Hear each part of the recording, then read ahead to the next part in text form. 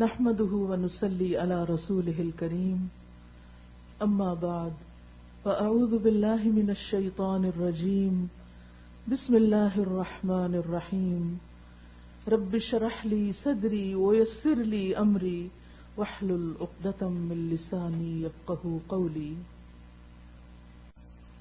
الحمدللہ الحمدللہ الحمدللہ. سب شکر اللہ کا، سب تعریف اللہ کی. اسی کی رحمتیں ہیں، اسی کی برکتیں، اسی کی عنایتیں کہ اس نے آج ہمیں قرآن مجید کے آغاز اور افتتاح کی توفیق عطا فرمائی. آپ سب کو قرآن مجید کے ساتھ زندگی کا یہ نیا سفر مبارک ہو. اللہ کرے کہ واقعی قرآن مجید کے ساتھ گزرے ہوئے یہ لمحات ہماری زندگی کے یادگار لمحات بن جائیں، نہ صرف یہ کہ اس زندگی کے بلکہ آخرت کی زندگی کے. قرآن مجید اللہ کی کتاب، اللہ کا کلام کس لیے آیا ہے؟ ہماری ہدایت کے لیے، نصیحت کے لیے، یاد دہانی کے لیے. قرآن ایک فرقان ہے، حق و باطل کے درمیان فرق کرنے والا.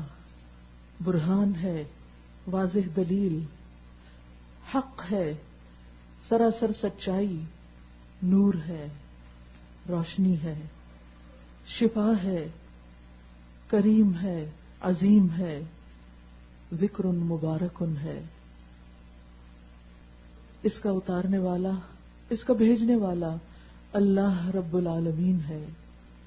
جس پر اتری وہ محمد الرسول اللہ صلی اللہ علیہ وسلم ہے، اور یہ تمام انسانوں کے لیے ہدایت ہے. یہ قرآن صرف میرے اور آپ کے لیے نہیں، سب کے لیے ہے. یہ کتاب صرف معلومات کی کتاب نہیں، صرف کسی ایک خاص موضوع پر لکھی گئی نہیں. یہ کسی انسان کی نہیں، کسی جن کی نہیں، کسی فرشتے کی نہیں، کسی اور مخلوق کی نہیں. یہ سب مخلوقات کے خالق رب العالمین کی کتاب ہے. یہ ہمیں سیدھی راہ دکھانے کے لیے آئی ہے. یہ کتاب اور یہ کلام تو روح کی غذا ہے، اور غذا قوت کے لیے بھی لی جاتی ہے اور لذت اور سرور کے لیے بھی. یہ کتاب ہماری روح کی غذا ہے، جس سے ہماری روح کو طاقت بھی ملے گی، وہ مضبوط ہوگی، اور اس کے ساتھ ساتھ لذت و سرور بھی پائے گی، سکون اور اطمینان قلب بھی نصیب ہوگا. قرآن مجید اللہ کی نعمتوں میں سے سب سے بڑی نعمت ہے. یہ کتاب کوئی تاریخ کی کتاب نہیں، کوئی مسائل کی کتاب نہیں، قانون کی کتاب نہیں، صرف فضائل و برکات کی کتاب نہیں. یہ تو احسن الحدیث ہے، سب سے بہترین کلام جو تمام علوم کا مجموعہ ہے. عبداللہ بن مسعود نے کہا، من اراد العلم فلیثور القرآن فإن فیہ علم الاولین والآخرین. جو علم حاصل کرنا چاہے، جو علم کا ارادہ رکھتا ہو، اسے چاہیے کہ وہ قرآن میں غور و فکر کرے، کیونکہ اس میں اولین و آخرین کا علم ہے. سب کچھ اس میں سمو دیا گیا ہے.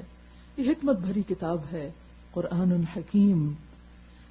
ہمیں قرآن کیوں پڑھنا ہے؟ اس لیے تاکہ ہماری سوچ بیدار ہو، ہمارے دل جاگ اٹھیں، ہمارے ذہن کو غذا ملے، ہمارے اندر عبرت کی نگاہ پیدا ہو، ہمارا دل زندہ ہو جائے، ذہن کھل جائے، اور ہماری زندگی کو مقصد مل جائے. یہ کتاب ہمیں اپنے خالق کا تعارف بھی دیتی ہے، اور مخلوق کے بارے میں بھی سمجھاتی ہے کہ اس کے ساتھ ہمارا معاملہ اور رویہ کیسا ہونا چاہیے. یہ کتاب اللہ سے ملاقات کا ذریعہ ہے، اللہ سے بات کا طریقہ ہے. اس کتاب سے وہ ایمان پیدا ہوتا ہے کہ جس کے ذریعے دل میں اللہ کی محبت پیدا ہو جاتی ہے، ایسی محبت کہ جس سے دل تڑپ اٹھتا ہے، اور خود خالق ساری مخلوق سے بڑھ کر ہمارے دل میں اپنی جگہ بنا لیتا ہے. اور یہی اصل مطلوب اور مقصود ہے. اس کتاب کو پڑھنے سے حقیقی معنوں میں اللہ کا خوف پیدا ہوتا ہے، اللہ کا تقوی آتا ہے۔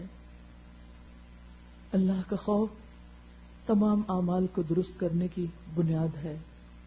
اللہ کے خوف سے ہی تمام اعمال درست ہوتے ہیں۔ کیسا خوف؟ ایسا خوف کہ جس سے بدن کے رونگٹے کھڑے ہو جائیں، جس سے ہمارا تکبر ٹوٹ جائے، جس سے ہمارے اندر عاجزی و انکساری پیدا ہو جائے۔ یہ کتاب ہمیں جنت کا شوق دلاتی ہے، جہنم سے ڈراتی ہے، ہماری زندگی کو آخرت اورینٹڈ اور آخرت رخی زندگی بنا دیتی ہے۔ یہ دنیا سے آگے بڑھ کر بلند مقام کے لیے سوچنے کے قابل بناتی ہے، وہ بلند مقام جنت جس کے لیے اللہ نے اپنے بندوں کو پیدا کیا۔ انسان جو ابدی مخلوق ہے، جس کو اللہ نے وقتی طور پر کسی اور کی خدمت کے لیے نہیں، اپنی عبادت کے لیے پیدا کیا، یہ کتاب اس کی رہنمائی کرتی ہے۔ اس کتاب کو ہمیں صرف اور صرف اللہ کی رضا کے لیے پڑھنا ہے، ایک ایک لمحے کو اور ایک ایک منٹ کو اپنے لیے قیمتی جاننا ہے اور اس سے بھرپور فائدہ اٹھانا ہے۔ ہم اپنے دل کی خوشی کے ساتھ اس وقت کو گزاریں اور اپنی نیت کو صرف اور صرف اس کے لیے خالص کر لیں تاکہ وہ ہم سے راضی ہو جائے، کیونکہ اگر وہ راضی ہو جائے تو سب کچھ ٹھیک ہے، اور اگر وہ راضی نہیں تو کچھ بھی ٹھیک نہیں۔ تو آئیے خالص نیت کے ساتھ اس کتاب کا مطالعہ کرتے ہیں۔ اللہ تعالیٰ سے دعا ہے کہ وہ واقعی ہمیں اس سے وہ کچھ سمجھا دے جو ہمیں سمجھنا چاہیے، ہمیں وہ دکھا دے جو ہمیں دیکھنا چاہیے، ہمیں اس بات پر ایمان عطا کر دے جس پر ہمیں ایمان لانا چاہیے، ان چیزوں کی طرف ہمارا رخ موڑ دے جن کی طرف ہمارا رخ ہونا چاہیے، ان چیزوں کی اہمیت ہمارے اندر اجاگر ہو جائے جن چیزوں کو ہمیں اہمیت دینی چاہیے، اور اللہ کرے کہ اس کتاب کو پڑھنے کے بعد ہم ہر اس غیر ضروری چیز سے باز آ جائیں اور اپنا رخ پھیر لیں کہ جس سے ہمیں نہ دنیا میں کچھ فائدہ ہے اور نہ آخرت میں کوئی فائدہ ہے۔ اس کتاب سے بہترین فائدہ اٹھانے کے لیے ہم اپنے لیے ایک گول یا ایک ٹارگٹ مقرر کرتے ہیں، ایک معیار رکھتے ہیں۔ آج کے دن اور آخری دن کے درمیان، آغاز اور انتہا کے درمیان جو کچھ ہم نے سیکھا اس سے ہمیں کیا ملنا چاہیے، ہمارے اندر کیا آنا چاہیے، ہمیں کیا اچیو کرنا ہے، اس کو ایک لفظ میں بیان کروں گی اور وہ ہے تقوی۔ اگر ہمارے اندر وہ تقوی آ جاتا ہے، اللہ کا خوف پیدا ہو جاتا ہے، اللہ تعالی کے بارے میں ہمارے احساسات اور ہمارا شعور زندہ ہو جاتا ہے، اور پھر ہماری زندگی اللہ کی مرضی کے مطابق ڈھلنے لگتی ہے، تو گویا ہم نے اس کتاب سے واقعی فائدہ اٹھایا۔ اور اگر ہمارے اندر یہ کیفیت پیدا نہیں ہوتی تو پھر اس کا پڑھنا اور اس کو جاننا کسی عام کتاب کی طرح ہی ہوگا کہ ہم نے اپنی کچھ معلومات میں اور اضافہ کر لیا۔ یہاں ہم صرف معلومات میں اضافے کے لیے نہیں بیٹھے، یہاں ہم اپنے روح، قلب اور اپنے اعمال کی اصلاح کے لیے بیٹھے ہیں، کیونکہ یہ کتاب شفا ہے، اصلاح کا ذریعہ ہے۔ اللہ سے دعا ہے کہ وہ ہمیں وہی کچھ عطا کر دے جو ہماری ضرورت ہے اور جس پر ہماری کامیابی کا انحصار ہے۔ تو انشاءاللہ جو کچھ بھی ہم پڑھیں گے اپنے سامنے ایک لفظ رکھیں گے، تقوی، ایک معیار رکھیں گے، تقوی، اللہ کا خوف، اللہ کا ڈر، اللہ کے بارے میں اویئرنس، کانشیس اویئرنس آف اللہ سبحانہ و تعالی، کہ جس میں ہماری سوچ، ذہن، دل، دماغ، ہر چیز انوالو ہو جائے، ہمارے سب کام اسی کی خاطر ہونے لگے اور وہی ہمارا مطلوب و مقصود بن جائے۔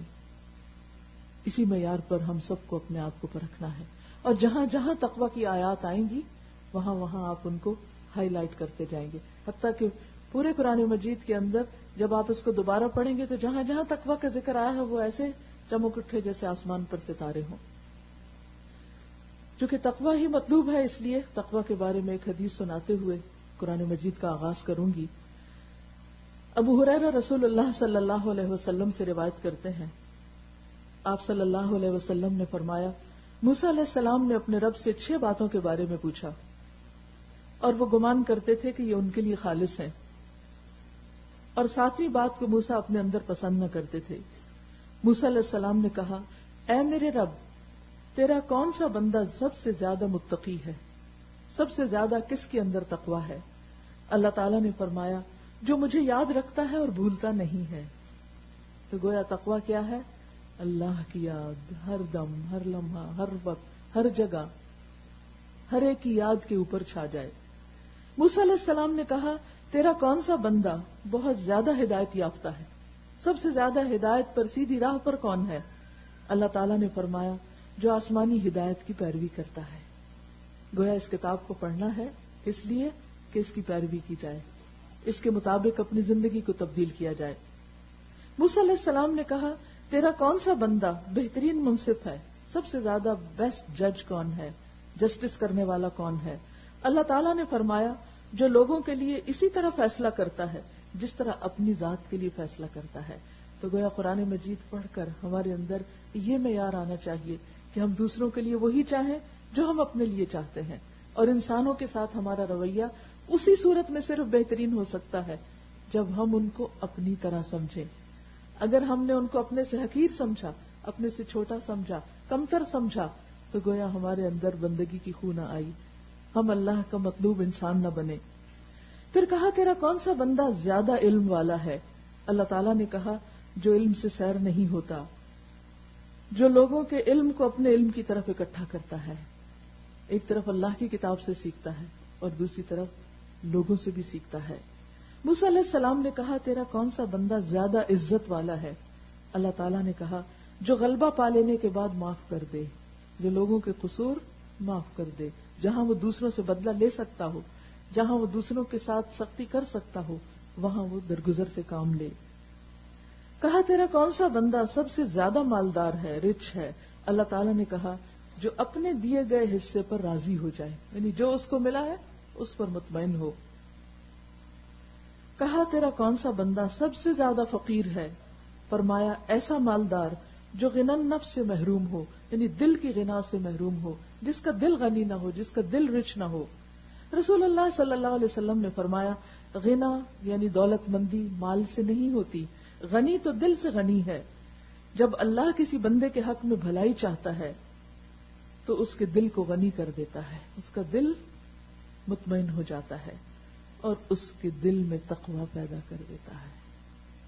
اللہ کو آپ کی بھلائی مقصود تھی تو وہ آپ کو قرآن کی اس مجلس میں لے آیا، اور اگر اللہ کی رحمتیں نہیں تو انشاءاللہ یہی خزانہ لے کر اٹھنا ہے کہ دل میں اللہ کی یاد اور محبت ہر چیز سے بڑھ جائے، زندگی میں اللہ کی اہمیت ہر دوسری چیز سے زیادہ ہو جائے، اس کی محبت ہر چیز سے زیادہ ہو جائے۔ پھر فرمایا جب کسی بندے کے حق میں اللہ شر کا ارادہ رکھتا ہے، اس کے ساتھ برا کرنا چاہتا ہے، تو اس کی آنکھوں کے سامنے اس کا فقر رکھ دیتا ہے، ہر وقت غریبی کا رونا روتا رہتا ہے۔ اور پھر جو شخص اس احساس کا شکار ہو جائے کہ اس کے پاس کچھ ہے نہیں، پھر اس کا دل کسی چیز سے نہیں بھرتا، اس کو کچھ بھی کافی نہیں ہوتا۔ ہاں، قرآن شفا ہے ایسے تمام امراض کے لیے، لہذا ضروری ہے کہ ہم پوری یکسوئی کے ساتھ، محبت کے ساتھ، خلوص کے ساتھ اور اللہ کو حاضر و ناظر جانتے ہوئے اس کی کتاب کا مطالعہ کریں۔ تو آئیے شروع کرتے ہیں سورۃ الفاتحہ سے، اوپننگ، بگننگ۔ بسم اللہ الرحمن الرحیم، الحمد للہ رب العالمین، الرحمن الرحیم، مالک یوم الدین، ایاک نعبد و ایاک نستعین، اہدنا الصراط المستقیم، صراط الذین انعمت علیہم غیر المغضوب علیہم ولا الضالین، آمین۔ اللہ کے نام سے جو رحمان اور رحیم ہے، تعریف اللہ ہی کے لیے ہے جو تمام کائنات کا رب ہے، یعنی صرف میرا اور آپ کا ہی نہیں، پوری دنیا کا، ہول یونیورس اسی نے پیدا کی، وہی خالق ہے، وہی اس سب کا مالک ہے، وہی اس کی تدبیر کرنے والا ہے، وہی اس کو سسٹین کر رہا ہے۔ الرحمن الرحیم، بہت مہربان اور بار بار رحم فرمانے والا ہے۔ روز جزا کا مالک ہے، یعنی صرف دنیا ہی کا نہیں، آخرت کا بھی۔ صرف ہمارے اعمال کو دیکھ ہی نہیں رہا بلکہ ان پر جزا اور سزا دینے پر بھی پوری طرح قادر ہے. ایاک نعبد و ایاک نستعین. ایسی ہی ہستی اس بات کی مستحق ہے کہ انسان اس کے آگے جھک جائے. لہٰذا ہم بھی یہی کہتے ہیں، ہم بھی اسی بات کا اقرار اور اظہار کرتے ہیں. کیا؟ ایاک نعبد و ایاک نستعین. ہم تیری ہی عبادت کرتے ہیں اور تجھی سے مدد مانگتے ہیں. ہمارا سر تیرے ہی آگے جھکے گا، ہمارا دل تیرے ہی آگے جھکے گا، اور ہم تجھی سے مانگیں گے دنیا اور آخرت کی تمام بھلائیاں، اس لیے کہ تو سارے خزانوں کا مالک ہے، تو سب کچھ دینے پہ قادر ہے. اہدنا الصراط المستقیم. تو ہمیں سیدھا راستہ دکھا دے جس پر چل کر ہم اپنی آخرت کی منزل کو پہنچ جائیں، جنت تک پہنچ جائیں، تیری رضا تک پہنچ سکیں. ان لوگوں کا راستہ جن پر تو نے انعام فرمایا، جن سے تو خوش ہو گیا، جن سے تو راضی ہو گیا، جو تیری نظر میں کامیاب ہو گئے. ہمیں بھی ان لوگوں میں شامل کر دے اور انہی کے طریقے پر چلا. غیر المغضوب علیہم. ان کا راستہ نہیں جن سے تو ناراض ہوا، جن پر تیرا غضب ہوا. ولا الضالین. اور جو بھٹکے ہوئے نہیں ہیں، ان کا راستہ بھی نہیں چاہیے کہ جو اپنا راستہ کھو چکے ہیں، جو سیدھا راستہ چھوڑ چکے ہیں. کیونکہ اللہ نے ڈے 1 سے، جب سے انسان کو اس دنیا میں بھیجا، انسانوں کی ہدایت کا انتظام کیا. آدم علیہ السلام کے ساتھ ہدایت بھیجی اور پھر واضح طور پر بتا دیا کہ جو میری ہدایت کی پیروی کرے گا اس پر نہ کوئی خوف ہوگا نہ غم ہوگا، اور وہی دراصل کامیاب ہوگا. لہذا بے حد ضروری ہے کہ ہم بھی اسی ہدایت پر چلیں اور ہدایت کا راستہ ملنے کے بعد کسی قیمت پر بھی اس کو نہ چھوڑیں. آمین. اے اللہ تو ہماری دعا قبول فرما اور ہمیں ہدایت سے سرفراز فرما. سورۃ البقرہ مدنی سورت ہے. بسم اللہ الرحمن الرحیم. الف لام میم. ذالک الکتاب لا ریب فیہ ھدی للمتقین. الف لام میم. یہ اللہ کی کتاب ہے، یہ اللہ کی کتاب ہے، اس میں کوئی شک نہیں. گویا اس میں جو کچھ ہے بالکل سچ ہے، 100% سچ ہے.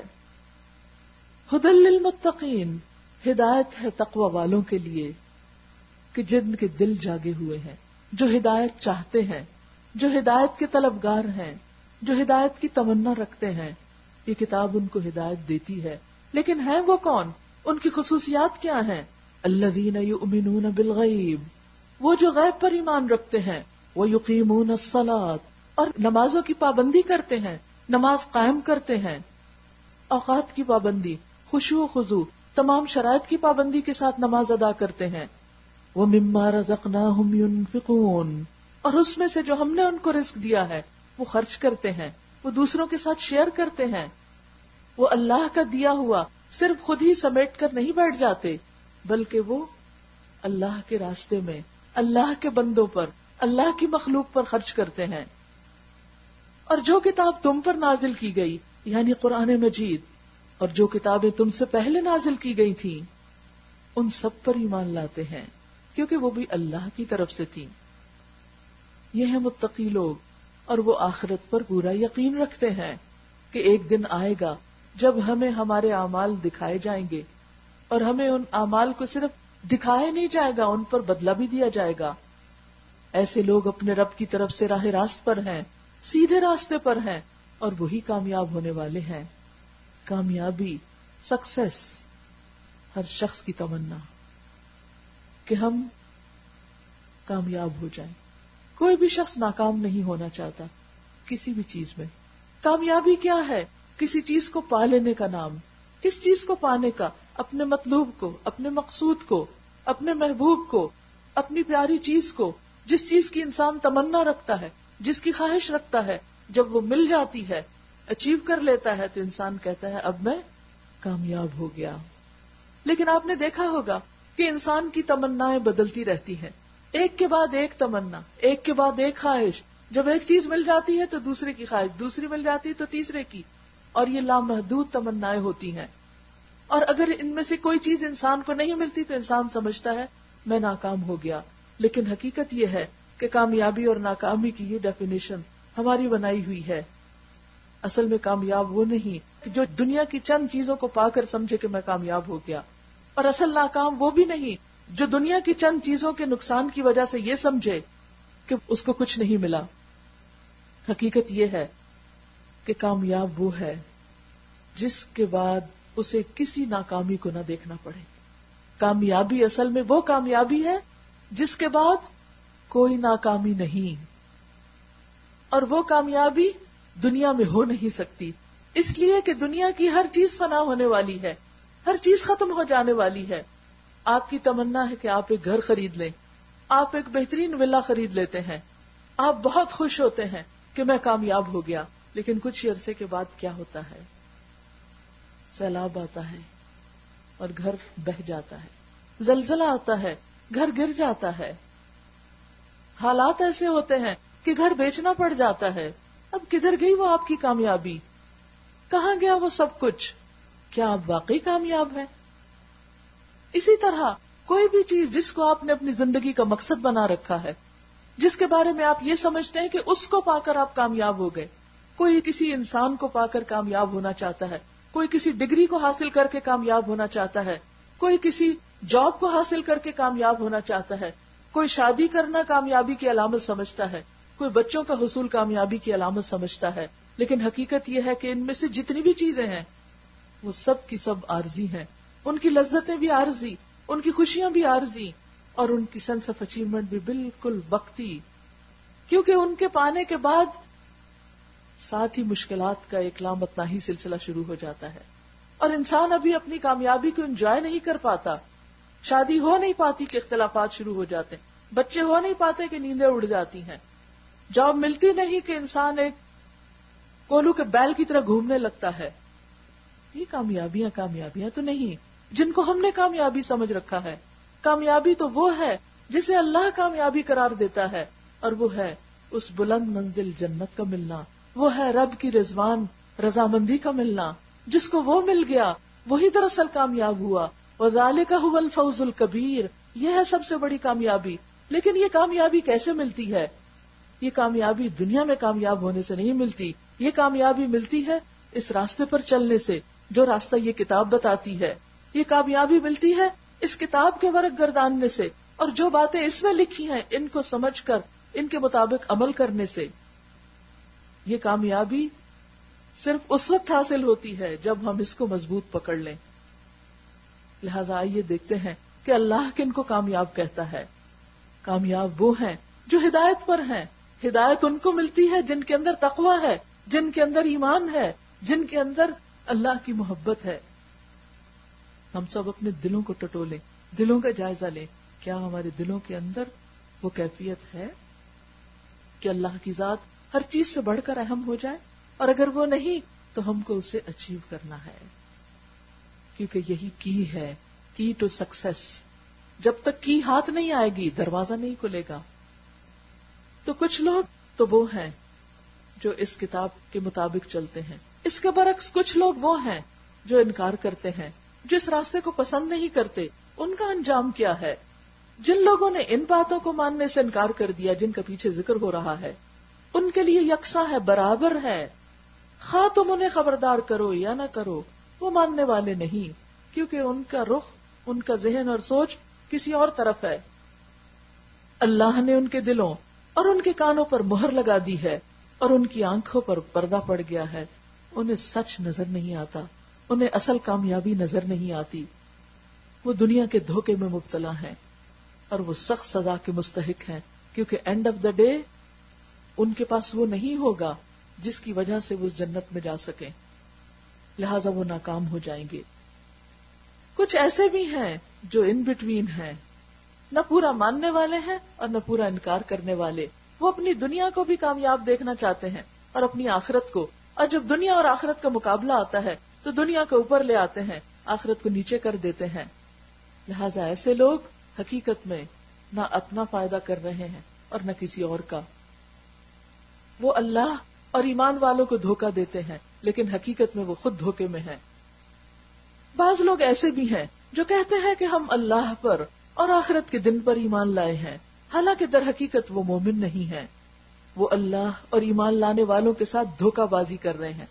کس طرح کہ ان کو دکھاتے ہیں کہ ہم بڑے مومن ہیں، حالانکہ حقیقت میں ایمان اندر کچھ بھی نہیں، مگر دراصل وہ خود ہی اپنے آپ کو دھوکے میں ڈالے ہوئے ہیں اور انہیں اس کا شعور نہیں. ان کے دلوں میں ایک بیماری ہے، کیا؟ دنیا کی محبت کی، دنیا کی کامیابیوں کی خواہش کی، جسے اللہ نے اور زیادہ بڑھا دیا. اور جو جھوٹ وہ بولتے ہیں کہ ہم ایمان رکھتے ہیں اور ہم بھی مسلمان ہیں اور ہم بھی اللہ کو مانتے ہیں اور ہم بھی آخرت کی فکر کرتے ہیں، حالانکہ عمل میں کہیں نظر نہیں آتا، تو جو جھوٹ وہ بولتے ہیں اس کی پاداش میں ان کے لیے دردناک سزا ہے. جب کبھی ان سے کہا گیا کہ زمین میں فساد برپا نہ کرو تو انہوں نے یہی کہا کہ ہم تو اصلاح کرنے والے، ہم تو بڑے اچھے کام کر رہے ہیں. خبردار، حقیقت میں یہی لوگ فسادی ہیں مگر انہیں شعور نہیں. اور جب ان سے کہا گیا کہ جس طرح دوسرے لوگ ایمان لائے ہیں اسی طرح تم بھی ایمان لاؤ تو انہوں نے یہی جواب دیا، کیا ہم بے وقوفوں کی طرح ایمان لائیں؟ آخرت کے لیے کام کرنے والے ان کو بے وقوف نظر آتے ہیں، اور عقل مند کون؟ جو چند دن کے فائدوں کے لیے کام کریں. خبردار، حقیقت میں تو یہ خود بے وقوف ہیں مگر یہ جانتے نہیں ہیں. جب یہ اہل ایمان سے ملتے ہیں تو کہتے ہیں کہ ہم ایمان لائے ہیں، اور جب علیحدگی میں اپنے شیطانوں سے ملتے ہیں تو کہتے ہیں کہ اصل میں تو ہم تمہارے ساتھ ہیں. جیسا دیس ویسا بھیج، جس کے پاس گئے اسی کے بن گئے، ہر ایک کو خوش رکھنے کی کوشش کرتے ہیں. اور ان لوگوں سے تو ہم محض مذاق کر رہے ہیں، یعنی ایمان والوں کو تو ہم پھول بناتے ہیں. اللہ ان سے مذاق کر رہا ہے اور ان کی رسی دراز کیے جا رہا ہے، یعنی ان کو ڈھیل دے رہا ہے دنیا میں کہ یہ فساد کر رہے ہیں، خرابیاں کرتے ہیں، جھوٹ بولتے ہیں، سب غلط کام کرتے ہیں اور پھر بھی کامیاب ہوتے چلے جاتے ہیں، کیونکہ وہ سمجھتے ہیں کہ کامیابی صرف دنیا کی کامیابی ہے، حالانکہ وہ دھوکے میں ہے. ان کی تیار کی ہوئی یہ ساری عمارتیں بہت جلد زمین بوس ہونے والی ہیں، اور یہ اپنی سرکشی میں اندھوں کی طرح بھٹکتے چلے جا رہے ہیں، کیونکہ جب ان کی پکڑ نہیں ہوتی تو وہ سمجھتے ہیں کہ کچھ بھی فرق نہیں پڑتا. یہ وہ لوگ ہیں جنہوں نے ہدایت کے بدلے گمراہی خرید لی، یعنی گمراہی کو ترجیح دیتے ہیں. مگر یہ سودا، یہ تجارت، یہ بزنس ان کے لیے نفع بخش نہیں، فائدہ نہ ہوگا، پروفیٹیبل نہیں، اور یہ ہرگز صحیح راستے پر نہیں. ان کی مثال ایسی ہے جیسے ایک شخص نے آگ روشن کی اور جب اس نے سارے ماحول کو روشن کر دیا تو اللہ نے ان کا نور بصارت یعنی ان کی روشنی سلب کر لی، لے لی، اور انہیں اس حال پہ چھوڑ دیا کہ تاریکیوں میں انہیں کچھ نظر نہیں آتا. یہ بہرے ہیں، گنگے ہیں، اندھے ہیں، یہ اب نہیں پلٹیں گے، سنتے ہی کچھ نہیں.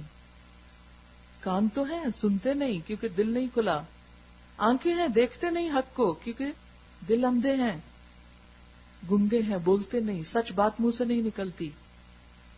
اب یہ واپس نہیں پلٹیں گے. تو گویا وہ لوگ جن کے دلوں کے اندر دنیا کی محبت ہو اور دنیا کے لالچ اور خواہشات نے ان کو اندھا کر رکھا ہو، پھر ان کو حق نظر نہیں آتا، ان کو دلائل سمجھ نہیں آتے، اور حق کی طرف ان کا دل مائل نہیں ہوتا.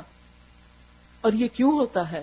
یہ اس وقت ہوتا ہے جب انسان اللہ کو پیچھے کر دے اور دنیا کو آگے لے آئے. حالانکہ اللہ نے ہم کو پیدا کیا، اللہ نے ہاتھ پاؤں دیے، اللہ نے رزق دیا، ساری نعمتیں اس نے بنائی، یہ آسمان اس نے بنایا، یہ زمین اس نے پھیلائی، اور اس کو چھوڑ کر انسان مخلوق کے پیچھے دوڑے، اس کو چھوڑ کر انسان مخلوق سے امپریس ہو، متاثر ہو اور اس کے آگے جھکے، تو پھر ایسے لوگوں کے لیے کامیابی کہاں سے ہو سکتی ہے؟ یا پھر ان کی مثال یوں سمجھو کہ آسمان سے زور کی بارش ہو رہی ہے، یعنی اسلام کی تعلیمات آ رہی ہیں، وحی اتر رہی ہے، اور اس کے ساتھ اندھیری گھٹا اور کڑک اور چمک بھی ہے، کیونکہ اللہ تعالیٰ کے احکامات میں بعض مشکل مقامات بھی آتے ہیں.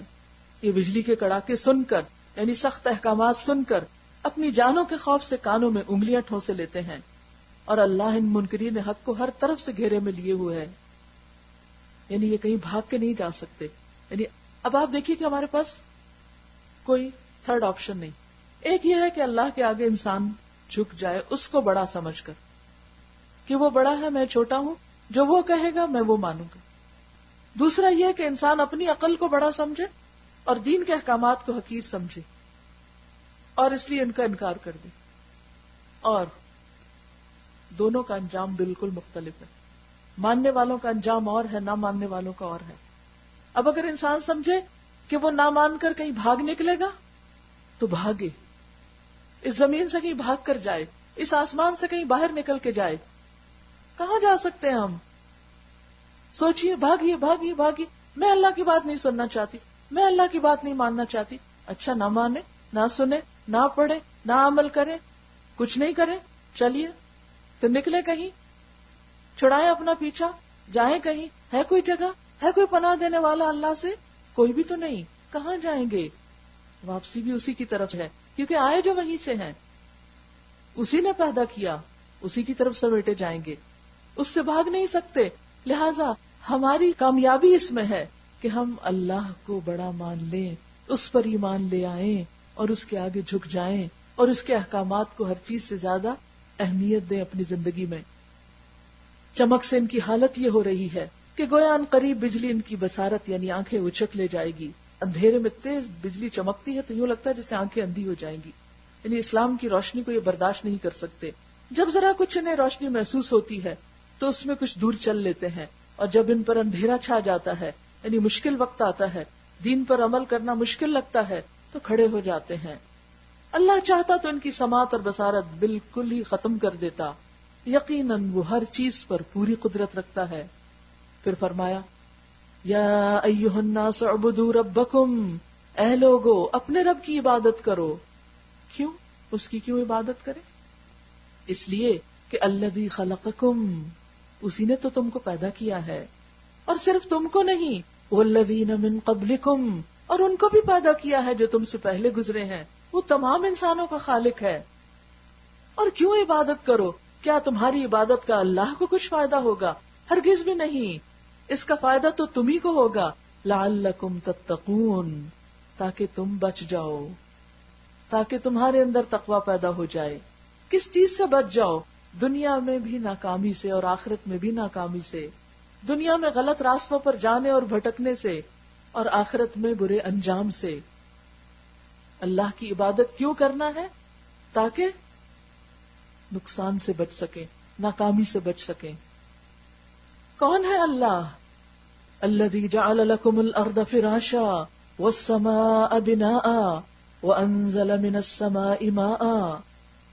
وہی تو ہے جس نے تمہارے لیے زمین کا فرش بچھایا، آسمان کی چھت بنائی، اوپر سے پانی برسایا، اور اس کے ذریعے سے ہر طرح کی پیداوار نکال کر تمہارے لیے رزق بہم پہنچایا. وہی تو ہے جس کا دیا ہوا تم کھاتے ہو. اگر وہ بارش روک لے تو کون تمہارے پودے اگائے، کون تمہاری فصلیں اگائے؟ وہ رزق نہ برسائے تو کون ہے جو تمہیں کھانے کو لا کر دے؟ بس جب تم یہ جانتے ہو تو دوسروں کو اللہ کا مد مقابل شریک مت ٹھہراؤ، کسی اور کو وہ امپورٹنس نہ دو جو اللہ کی ہے. جب سب کچھ اس نے دیا ہے تو اسی کے شکر گزار بنو، اسی سے منہ پھیرتے ہو.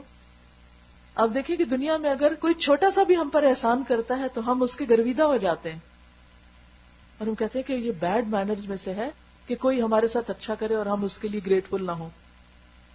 اور گڈ مینرز کیا ہے ہمارے؟ کہ اگر کوئی پین بھی پکڑائے تو ہم کہتے ہیں thank you very much, so kind of you. اور اللہ جس نے آسمان بنایا، زمین بنائی، پانی برسایا، کھانا کھلایا، ہمارے لیے نیند بنائی، رات بنائی، آرام پہنچایا، سب کچھ دیا، جو کچھ ہمارے پاس ہے سب اسی کا دیا ہوا، اور پھر بھی ہم اس کے لیے گریٹفل نہیں ہوں گے، اس کے لیے شکر گزار نہیں ہوں گے، اس کے آگے نہیں جھکیں گے؟ کیا یہ بیڈ مینرز میں سے نہیں ہوگا؟ کیا یہ مینرز صرف انسانوں کے لیے ہے، یا اللہ کے لیے بھی کوئی ادب ہے، یا اللہ کا بھی کوئی مقام ہے، اس کا بھی کوئی وقار ہے؟ اور اگر تمہیں اس بات میں کوئی شک ہے کہ یہ کتاب جو ہم نے اپنے بندے پر اتاری ہے یہ ہماری ہے یا نہیں، کیونکہ ہدایت کے لیے تو کتاب ہی چاہیے، کیونکہ اللہ تعالیٰ ہر ایک سے تو بات نہیں کرتے، یہی ڈیوائن مینول ہے، اور اس پر ایمان لانا ضروری ہے. اور شروع میں کہا کہ لا ریب فیہ، اس میں شک کوئی نہیں. جب شک نہیں ہوگا، جب دل میں یقین ہوگا کہ کوئی شک نہیں، تو پھر ہم اس کی ہر بات کو پورے یقین کے ساتھ لیں گے. لیکن اگر ہم اس کے بارے میں ڈاؤٹ فل ہوں گے تو پھر بات نہیں بنے گی. لہذا اللہ سبحانہ وتعالی ذہن صاف کر دینا چاہتے ہیں کہ اول تو یہ کہ شک ہے نہیں، اللہ کی بات مان لو. اور تاریخ بھی اس پہ گواہ ہے کہ 1400 سال سے اس میں کسی قسم کی کوئی تبدیلی نہیں ہوئی. یہ دنیا کی واحد کتاب ہے جو اپنی اصل حالت میں محفوظ ہے اتنے 100 سال بعد بھی. نہ اس کی زبان تبدیل ہوئی ہے، زبانیں ہر کچھ عرصے کے بعد تبدیل ہو جاتی، لیکن یہ زبان اور یہ کتاب اپنی جگہ پر قائم ہے، اور عربی زندہ بھی اسی کتاب کی وجہ سے.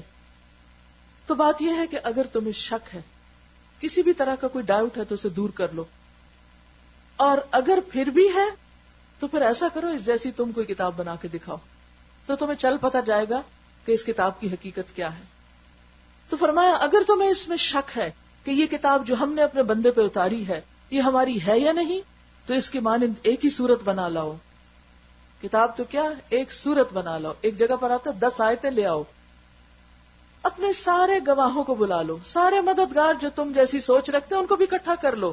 اکیلے نہیں کر سکتے تو ایک اللہ کو چھوڑ کر باقی جس کو چاہو مدد لے لو، یعنی جس سے بھی چاہو مدد لے لو.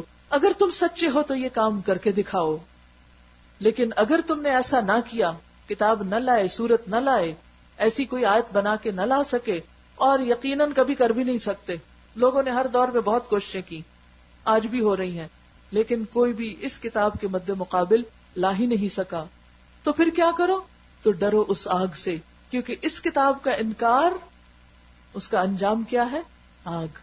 ڈرو اس آگ سے جس کا ایندھن بنیں گے انسان اور پتھر، جو مہیا کی گئی ہے منکرین حق کے لیے، یعنی حق کے انکار کرنے والوں کے لیے وہ آگ تیار کر دی گئی ہے. اور اے پیغمبر صلی اللہ علیہ وسلم، جو لوگ اس کتاب پر ایمان لے آئیں، جو اس کو مان جائیں، اس پر یقین کر لیں، اس میں کسی قسم کا شک نہ ہو ان کو، اور اس کے مطابق اپنے عمل درست کر لیں، وعاملوا الصالحات، انہیں خوشخبری دے دو کہ ان کے لیے ایک ایسے باغ ہیں. کس بات کی خوشخبری؟ کہ ان کے لیے ایسی جنتیں ہیں، ایسے باغ ہیں جن کے نیچے نہریں بہتی ہوں گی. ان باغوں کے پھل صورت میں دنیا کے پھلوں سے ملتے جلتے ہوں گے. جب کوئی پھل انہیں کھانے کو دیا جائے گا تو وہ کہیں گے کہ ایسے ہی پھل اس سے پہلے دنیا میں ہم کو دیے جاتے تھے. ان کے لیے وہاں پاکیزہ بیویاں ہوگی اور وہ وہاں ہمیشہ رہیں گے. اب دیکھیے دنیا میں کامیاب انسان کس کو کہا جاتا ہے؟ کہ جس کے پاس اعلیٰ درجے کا گھر ہو، خوبصورت بیوی ہو، دنیا کی ہر نعمت میسر ہو اس کو، سب لوگ اس پہ رش کرتے ہیں کہ کتنے لکی ہیں، کتنا کامیاب ہے انسان، اس نے سب کچھ اچیو کر لیا. کیونکہ عموماً دنیا کی خواہشات یہی تو ہیں، مال و دولت کی کثرت، عورتیں، گھر، سٹیٹس. فرمائے یہ سب کچھ تمہیں ہمیشہ کے لیے وہاں ملے گا. اس کے برعکس ساری زندگی بھی انسان بھاگ دوڑ کر کے دنیا میں ایسا سب کچھ بنا لے تو کیا ہوتا ہے؟ بڑھاپا آ جاتا ہے، بیماریاں گھیر لیتی ہیں، زندگی ختم ہو جاتی ہے، چھوڑ کے سب کچھ انسان چلا جاتا ہے. لیکن وہ گھر، وہ ہمیشہ کا گھر ہے جس میں کسی قسم کی کوئی تھکاوٹ نہ ہوگی، کوئی بیماری نہ ہوگی، اور کبھی اس کے چھننے کا کوئی ڈر نہ ہوگا، اور ہمیشہ وہاں رہیں گے. لیکن یہ ان کے لیے ہے جن کا ایمان بھی ساؤنڈ ہو اور جن کے عمل بھی اچھے ہوں. جب قرآن نے یہ چیلنج دیا تو جو قرآن کے مخالف تھے وہ کوئی صورت بنا کے نہ لا سکے، کوئی آیت نہ لا سکے اس کے مقابل. ہاں انہوں نے ایک بہت گھٹیا ہتھ کنڈا یہ اختیار کرنا شروع کیا کہ قرآن کے اندر مین میخ نکالنی شروع کر دی. عام طور پر یہ ہوتا ہے نا جب ہم کوئی کام کر نہیں سکتے تو کسی کے کیے ہوئے کام کو کریٹیسائز کرنا شروع کر دیتے. مثلا جب ہم کوئی ڈگری نہیں لے سکتے تو جنہوں نے لی ہوتی ہے ان کی خرابیاں بتانے لگتے ہیں. جب ہم کسی خاص جگہ پہ گھر نہیں بنا سکتے تو ہم اس علاقے کے نقصان بتانے لگتے ہیں. تو اسی طرح جب یہ لوگ آیت نہیں لا سکے اس طرح کی تو کہنے لگے کہ ہاں دیکھو کیا بڑی کتاب ہے، اس میں تو مکھی مچھر کی باتیں بھی ہیں. تو اللہ سبحانہ وتعالیٰ فرماتے ہیں ہاں اللہ اس سے ہرگز نہیں شرماتا کہ مچھر یا اس سے بھی حقیر تر کسی چیز کی مثال بیان کرے. جو لوگ حق بات کو قبول کرنے والے ہیں وہ انہی تمثیلوں کو دیکھ کر جان لیتے ہیں کہ یہ حق ہے. یعنی جن کو حق کی تلاش ہوتی ہے وہ ان مثالوں پہ بھی غور کر کے بہت کچھ پا لیتے ہیں جو ان کے رب ہی کی طرف سے آیا ہے. اور جو ماننے والے نہیں ہیں وہ انہیں سن کر کہنے لگتے ہیں کہ ایسی مثالوں سے اللہ کو کیا سروکار. اس طرح اللہ ایک ہی بات سے بہت سے لوگوں کو گمراہی میں مبتلا کر دیتا ہے اور بہت سو کو راہ راست دکھا دیتا ہے. تو فرق کیا ہے؟ فرق اپنے اندر ہے. کتاب ایک ہی ہے، اسی کتاب کو پڑھ کر لوگوں کی زندگیاں بدل جاتی ہیں اور اسی کتاب کو پڑھ کر بہت سے لوگ کھائیوں میں جا گرتے ہیں اور بھٹک جاتے ہیں. ڈپینڈ کرتا ہے کہ لینے والا کون ہے. It all depends upon you کہ آپ اس سے کتنا فائدہ اٹھاتے ہیں. اور وہ گمراہی میں ان کو مبتلا کرتا ہے جو فاسق ہیں، نافرمان ہیں، جو اللہ کی اطاعت نہیں کرنا چاہتے، اللہ کے عہد کو مضبوط باندھ لینے کے بعد توڑ دیتے ہیں، وعدے کرتے ہیں اور توڑتے ہیں. اللہ نے جسے جوڑنے کا حکم دیا اسے کاٹتے ہیں، یعنی رشتوں کو، تعلقات کو. اور زمین میں فساد برپا کرتے ہیں. ہر طرف انہوں نے فتنہ اٹھایا ہوا ہے. حقیقت میں یہی لوگ نقصان اٹھانے والے ہیں. دنیا میں تو انہوں نے دوسروں کی زندگی حرام کی ہے، لیکن آخرت میں ان کا انجام کیا ہوگا کہ ہمیشہ ہمیشہ کے لیے مصیبت میں مبتلا ہوں گے. اب ایک طرف کامیاب ہونے والوں کی بات کر دی گئی اور دوسری طرف خاسرون کی بات کر دی گئی. پہلے مفلحون کا ذکر ہے اور خاسرون میں خاص طور پر وہ لوگ جو اللہ سے کیے ہوئے وعدے توڑتے ہیں، خواہ ڈائریکٹ اللہ سے کوئی عہد کیا ہو قسم کھا کے یا منت مان کے، یا پھر اللہ کا نام لے کر لوگوں سے کوئی کانٹریکٹ کیا ہو، لوگوں کے ساتھ کوئی عہد کیا ہو. اور اسی طرح جن رشتوں اور تعلقات کو جوڑنا چاہیے ان کو وہ جوڑتے نہیں، ان کو وہ کاٹ دیتے ہیں.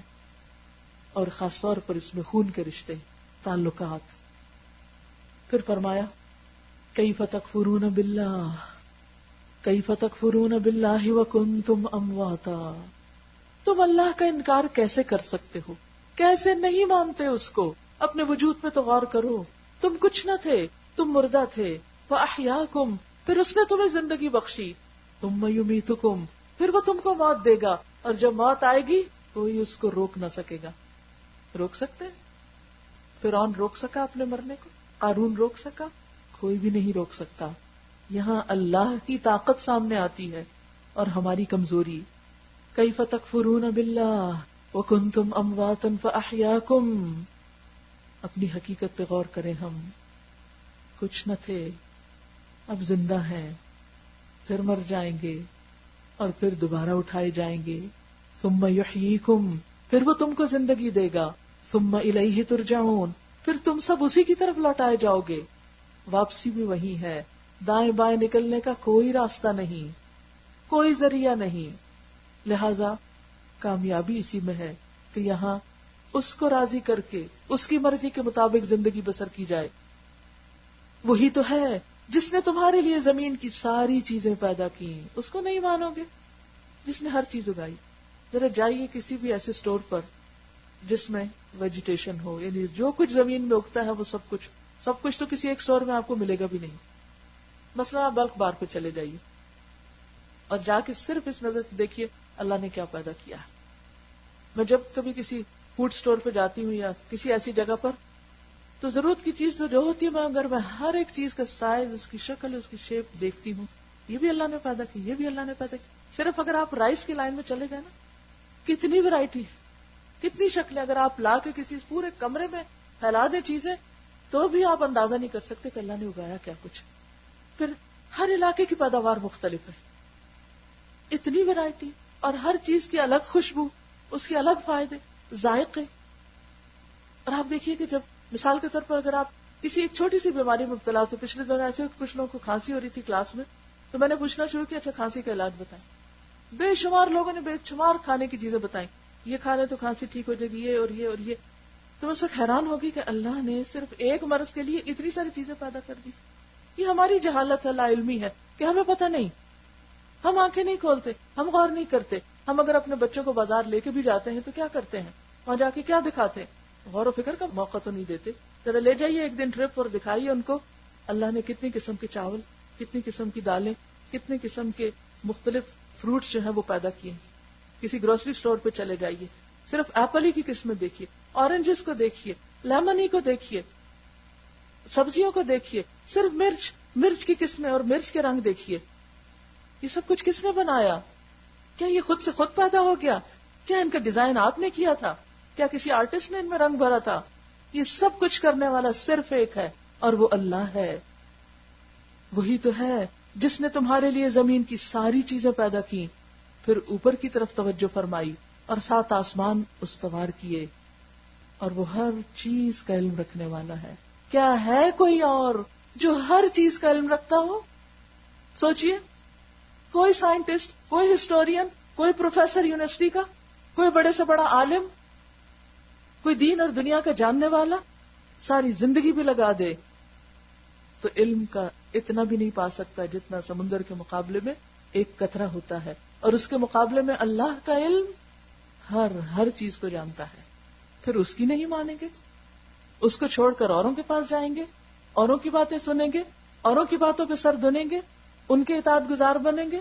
کیونکہ ہوتا ہمارے ساتھ یہی ہے کہ ہم انسانوں کے بنائے ہوئے فلسفے پڑھتے سنتے ہیں متاثر ہو جاتے ہیں، قرآن کو بھول جاتے ہیں اور اس کا مذاق اڑانے لگتے ہیں اور باقی لوگوں کی باتوں کو سر اور دل پہ رکھ لیتے ہیں۔ تو بات یہ ہے کہ لوٹنا ہمیں اس علیم و خبیر ہی کی طرف چاہیے۔